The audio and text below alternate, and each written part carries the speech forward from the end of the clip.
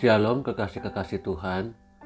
Pagi hari ini kita akan membaca dan merenungkan kembali firman Tuhan dengan judul Lawanlah Iblis bersama dengan saya Fani Paendong.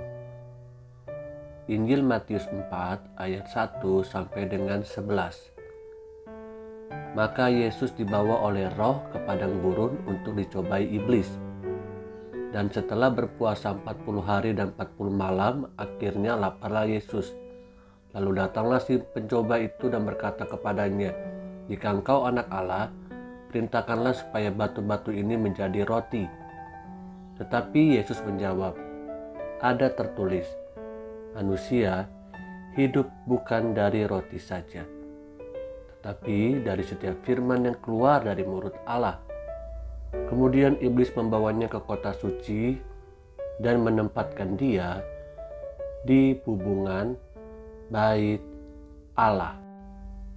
Lalu berkata kepadanya, "Jika engkau anak Allah, jatuhkanlah dirimu ke bawah.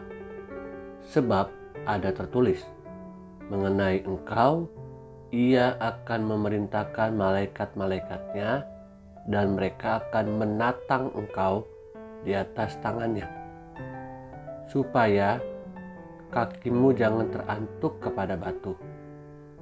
Yesus berkata kepadanya, "Ada pula tertulis, jangan engkau mencobai Tuhan Allahmu." Dan iblis membawanya pula ke atas gunung yang sangat tinggi dan memperlihatkan kepadanya semua kerajaan dunia dengan kemegahannya, dan berkata kepadanya, "Semua itu akan kuberikan kepadamu jika engkau sujud menyembah aku." Sekali lagi dikatakan oleh iblis, "Semua itu kuberikan kepadamu jika engkau sujud menyembah aku." Maka berkatalah Yesus kepadanya, "Enyahlah iblis, sebab ada tertulis, engkau harus menyembah Tuhan Allahmu, dan hanya kepada Dia sajalah engkau berbakti."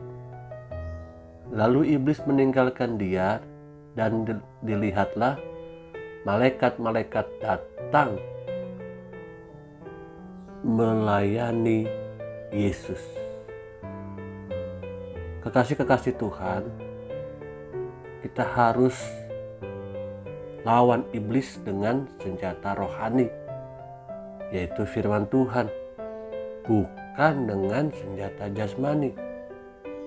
Kita diberikan seperlengkap senjata roh untuk berperang melawan iblis. Iblis datang mencobai Tuhan Yesus pada waktu itu setelah selesai berpuasa 40 hari 40 malam.